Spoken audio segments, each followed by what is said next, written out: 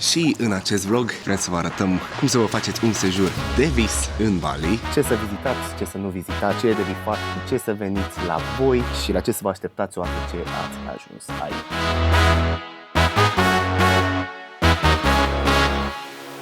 De ce Bali? Primul și în primul rând, este încă cald.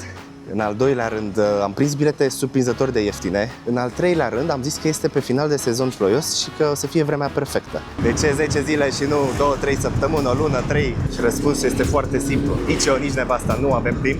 Întrebarea întrebătoare e, ok, avem doar 10 zile, ce facem în ele? Și am făcut în felul următor. 3 zile la Ubud. De ce Ubud? Acolo este partea de jungle, este în inima insulei și avem parte de experiența balineză și un pic mai mult de cultură. Deci acolo e plin de temple, ai jungla, ai toate maimuțele, e partea mai unică a Baliului. După avem Canggu, unde, să fiu sincer, Canggu e mai party life așa. Canggu este cum ar fi vrut să fie vama veche, doar că un pic mai hipstereală pe zona asta de totul e organic, totul e vegan, totul e așa. Dar petrecerile sunt petreceri, șprițul e șpriț, este foarte mișto acolo. Și după, în ultimele 2 nopți am mers la Uluwatu, unde tot avem ieșire la mare, dar este mai pe relaxare. Research-ul despre ce locuri să vizităm și ce să facem în Bali a fost făcut exclusiv de iubita mea, bazându-se pe ghiduri online, desigur, și probabil în mare parte de TikTok. Ce faci, mă, cățelandrule? Unde este iubita mea? Uite, acolo este, în apă.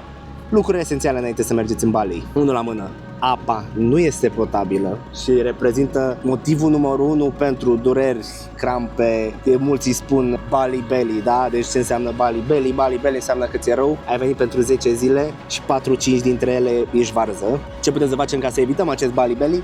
Foarte simplu, unul la mână. Nu beți apă de la chiuvetă. Noi am mers într-o extremă unde și când ne-am clătit pe dinți după ce ne-am spălat pe dinți, am folosit apă îmbuteliată. Deci apa îmbuteliată este sfântă, nu beți apă de la chiuvetă. 2 la mână. Dacă stați mai mult, luați-vă un scooter ca să puteți să călătoriți peste tot. Noi am călătorit majoritar până acum cu mașina. Nu este scump, adică având în vedere distanțele pe care le parcurgeți, nu este deloc scump, dar cel mai bine să vă luați scooter. De asemenea, trebuie neapărat să fiți pregătiți pentru conceptul de a merge pe scooter în spatele cuiva, fără cască, desigur, că nu o să aveți cască la voi, pe post de Uber, da? Uite, și Uber-ul de Bali te duce pe scooter în spate. Genial, mi se pare. Probabil ar fi ilegal în Europa. Deci pe noi acum ne-a costat 17.000 de rupia să ajungem aici cu scooterul și e 75.000 de rupia să fie ajuns cu mașina, da? Deci foarte important, pregătiți-vă să mergeți cu scooterul. Și elementul numărul 3, aveți foarte mare grijă la timp. În Bali, traficul este efectiv infernal. Uitați-vă un pic ce nebunie e pe aici. Mamă, mi-e și frică să traversez. Pietonii nu ne pasă de ei. Hai, treci ușor. O distanță de 20 de km poți să o faci în 2 ore. Orice programare vă faceți, orice plan vă faceți, minim o oră jumate înainte, mai ales în primele zile până vă prindeți un pic de mers. Deci mare grijă la trafic. Haideți să vă spunem un pic ce să faceți, în așa fel încât, unul, să vă bucurați, să vă relaxați, să vă și distrați și să și înțelegem ceva despre cultura lor, care este unică în lume. Prima zi am fost într-un loc incredibil, în mijlocul junglei, care se cheamă Jungle Club, unde practic e un beach bar. Am zis să mergem un pic pe relaxare, pe party, să bem niște băuturi, să mâncăm o mâncare bună și a fost fabulos. Aici e foarte bine să-ți faci rezervare și priveliștea e foarte mișto. Urmează să intrăm acum, facem check-in-ul. Așteptăm să vă arătăm ce și cum. Ești în mijlocul junglei, la o mega piscină, cu muzică, cu tot, oamenii foarte frumoși. Absolut superb. Atmosferă, băutură, mâncare, urmează să vedem. Locuri de poze, Locuri pentru de content poze. creators. Adică e oricărui content creator e raiul lui aici, deci ai tot felul de spații de așa. N-are nicio treabă cu Bali autentic, probabil, e un tourist trap, dar Ne place. ne place, mult. e ce trebuie. Deja am început să simțim un pic, cum să zic, ospitalitatea celor din Indonezia, care este incredibilă, adică absolut orice vrei se întâmplă, dacă știi să vorbești frumos cu ei și ei se comportă incredibil cu tine, dar ei de felul lor sunt foarte serviabili. Acum întrebarea e de ce sunt atât de serviabili și e foarte simplu. 80% din economia lor e reprezentată de turism. Deci e clar că turiștii aici sunt cumva zei, dar eu consider că niciodată nu trebuie să abuzăm de asta și trebuie să tratăm oamenii cu respect. mă rog, întorcând la ale noastre. Și după am zis hai să mergem să vedem ceva un pic mai autentic și am fost la Gajah Putih, parcă se cheamă.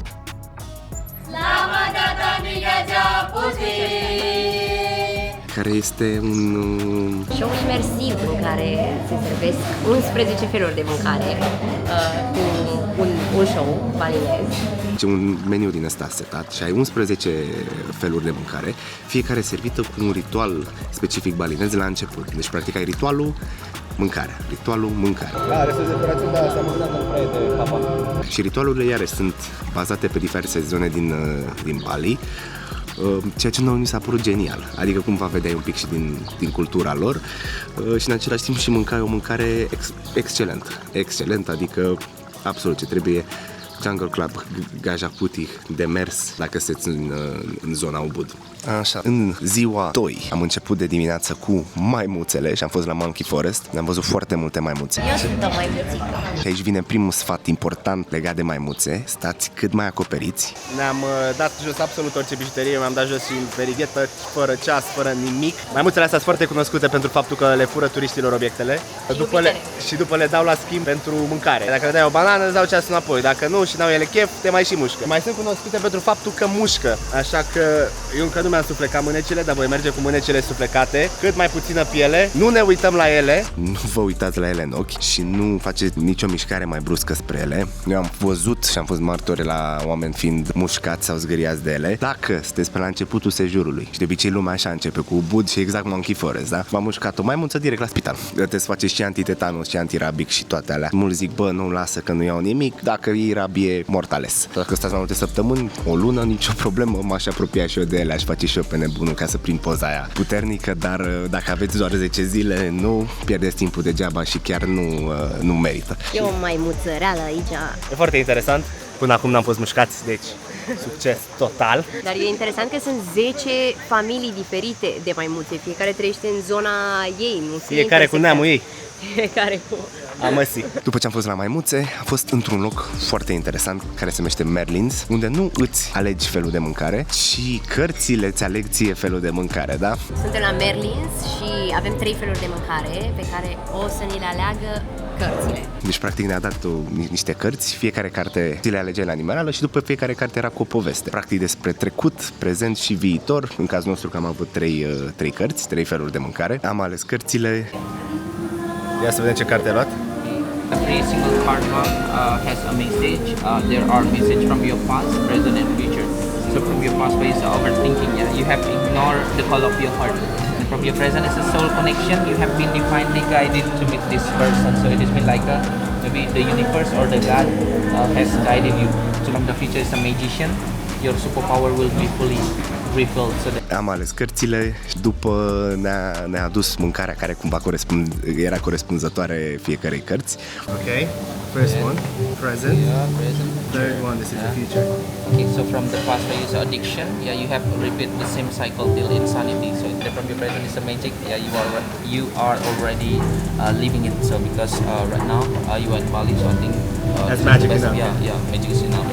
That's why you came here, yeah, for the magic. And then from the future is abundance. Gratitude will lead you to boundless prosperity. So that's God been bless. like something beautiful finally. Thank you, Thank thank you, you. sir. Iarăși o experiență un pic mai inedită, ceva ce eu cel puțin n-am mai experimentat, unde nu-ți alegi mâncarea te alege pe tine. Nice. Thank you, sir. Mie mi s-a părut într-adevăr chiar e magic, așa fac ei treaba aia cu cărți, îți alegi meniu, foarte mișto. Foarte mișto și mâncarea excelentă. La modul cel mai serios, chiar e excelentă mâncarea. După Merlin am fost la Saraswati Temple, templul apei, cred probabil cel mai cunoscut templu din Ubud. Și acum am ajuns la Starbucks. Zi pe bune cum e, ce e aici? Water Temple. Water Temple, da? Deci templul apei. Hai să vedem. Să fiu sincer, dar era un pic turistic. Ce trebuie să știți când analizați templu? 1. Veți fi îmbrăcați. Nu veniți cu haine la voi decât dacă mergeți la temple mai puțin turistice. Trebuie să ai totul acoperit ca o formă de respect. Deci nu veniți dezbrăcați, nu veniți așa. Ei oricum vă acoperă cu totul, dar ca să fie totul frumos și finuț, veniți mereu îmbrăcați. Și acolo la templu ne-am plimbat, am făcut câteva poze, ne-am povestit așa un pic despre templu.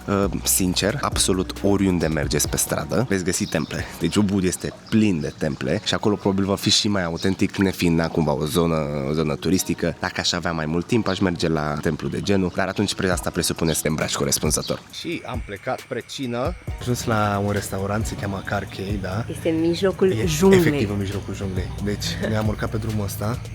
Bine, asta e partea frumoasă a lui, dar până să dăm de poartă și să urcăm aici, se vede, da, e junglă aici.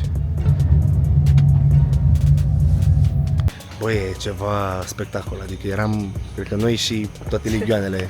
Așa, deci am luat cu golf carton, dar cât de departe va să fie? You ready? Yes, we are. Da, de ce o de mers? Da, e.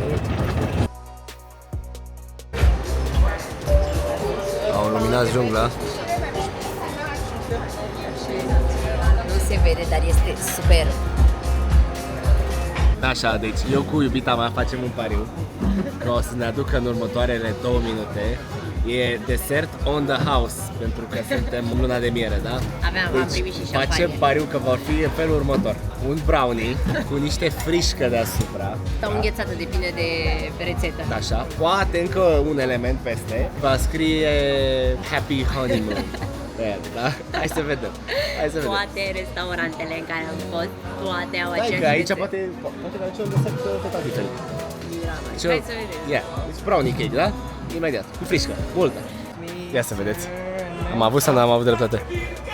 De data asta n-am avut dreptate. E un chocolate mousse, deci e un mousse de ciocolată. Înghețată. Hai că e diferit. Bravo, băieți, ați spart norma. Cel mai ieftin wagyu pe care l-am găsit vreodată. Comandăm Grab. Comandăm Grab, da, și ne duce asta cu căruța asta. E interesant, sincer, e un mini club. De fapt, nu e un mini club, cred că se face club. Da. Vineri, sâmbătă. Dar ne-am ocolit agitația și am mers duminică. Cât înseamnă 90.000? 90.000? 50 ceva de lei. Cred, stai așa, 90, nu, mai puțin. 4 lire. 50 de lei, 180.000 înseamnă 50 de lei. Deci 90.000, pe exact, înseamnă 25 de lei. Asta ne costă Grabul? Da. Oamenii ăștia săraci, nu știu cum trăiesc cu casările astea, dar mă rog.